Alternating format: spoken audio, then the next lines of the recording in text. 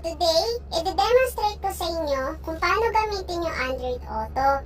Kasi, mostly sa head units ngayon ng mga kotse is may naka-install na Android Auto and Apple CarPlay. So, for this day, yung Android Auto muna yung i-demo ko since wala kaming iPhone para sa Apple CarPlay. Remind ko lang na dapat may naka-install na dapat kayong Android Auto sa Android phones nyo para mapagana natin siya. So, pag tapos na kayo dun, next naman natin gagawin is ikabit yung kable from your Android phone through to the USB port ng kotse nyo. So, ito siya. Miracle Friends. Ayan. So, once na nakakabit na, dapat automatic nang maglo-launch yung Android Auto na interface sa head unit. So, as you can see, ito na yung interface ng Android Auto sa head unit. Eh, yung Android Auto, meron din siyang feature na voice command. So, ito yung icon niya para ma-activate natin. So, mag-sample tayo. So, guys, ito yung sample kung paano natin gamitin yung voice command feature. So, press lang natin itong voice command icon.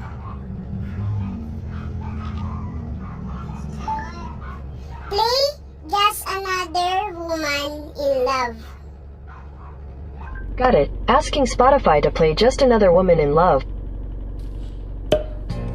So guys, to avoid copyright, so as you can see, nape-play na yung Just Another Woman in Love sa Spotify. So guys, yung mga nakikita nyong apps dito is yung mga apps na naka-install na sa Android phone ko. In which, naka-display lang dito kung yun na yung mga compatible apps for the Android Auto. So, next naman natin i-demo is finding specific locations using Waze. So, ulit, press natin tong voice command icon. Mabitak, Laguna. Okay, handing off to Waze.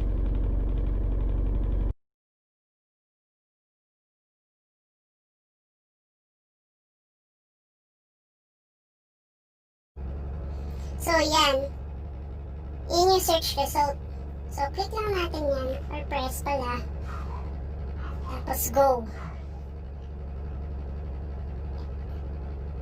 So, yan guys. You're good to go na. Remind ko lang din pala, friends, is dapat meron tayong data on the go, no? Or mobile data on the go. Kasi yun lang yung way para mapagana natin yung Waze tsaka Spotify. Since kailangan nila ng Wi-Fi connection or mobile data. Mag-try naman tayo ng restaurant, guys. So, tingnan natin kung mahahanap ni Waze. Frankie's SM. Okay, handing off to Waze.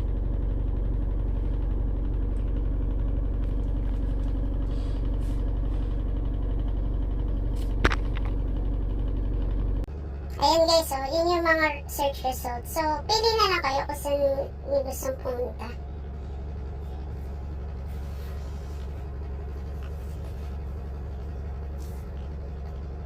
So guys, just in case lang na yung location na hinahanap nyo is wala sa built-in GPS nyo. So, you can use Waze to search that specific location. Kasi, hindi kasi lahat ng nasa built-in navigations, hindi lahat ng location is naka-install doon. Mostly, yung Waze kasi, lagi niya ina-update yung map niya. Nang sa ganyan, kahit yung mga distant places is mahanap pa rin niya. So yun guys, yung difference pala ng Spotify tsaka ng Play Music is, yung Play Music, pag meron ka na yung mga built-in or mga naka-install na music sa Android phone mo. Whereas sa Spotify, marami kasi siyang kanta na pwede mong ma-play kahit hindi naka-download sa phone mo. What I mean is, yung parang sa YouTube, di ba? Kahit hindi naman naka-download yung mga YouTube videos sa phone mo is through using Wi-Fi o mobile data is mapiplay mo yung mga YouTube videos. So, ganun siya. Yun lang naman yung difference niya. So, just in case wala kang data, pero meron kang mga nakasave na music sa phone mo na gusto mong i-play while driving, o edi yun, pwede mong gamitin yung play music na lang. Ayun guys, sa voice command, pwede ka rin pala mag-search ng meaning ng word. So, sample tayo. Meaning of happiness. Here's the definition of happiness. The state of being happy. Meaning of flamboyant. This is the definition of flamboyant. Of a person or their behavior, tending to attract attention because of their exuberance, confidence, and stylishness. So yun guys, pwede ka rin mag-search about sa mga popular na tao or celebrity. So, example natin si PewDiePie. Search PewDiePie. According to Wikipedia, Felix Arvid Ulf Kjellberg, known online as PewDiePie, is a Swedish YouTuber, comedian, gamer, and philanthropist, known primarily for his Let's Play videos and comedic formatted shows. So yun guys, try naman natin kung kilala ni Google si Alex Gonzaga. Alex Gonzaga. According to Wikipedia, Catherine Cruz Gonzaga, professionally known as Alex Gonzaga, is a Filipina television host, actress, singer, comedian, entrepreneur, vlogger, and author. Rafi Tulfo. According to Wikipedia, Rafael Toshiba Tulfo is a Filipino broadcast journalist whose work focuses on government and private sector issues.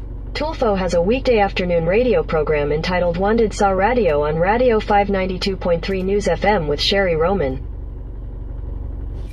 So yun guys, yun yung mga examples na pwede nating magawa in using Android Auto. So, kayo na bahala guys to explore more para mahanap niyo pa kung ano yung pwede pa nating magawa sa Android Auto. So yun lang guys, thanks for watching. I hope you learned a lot sa video na ito. Stay safe!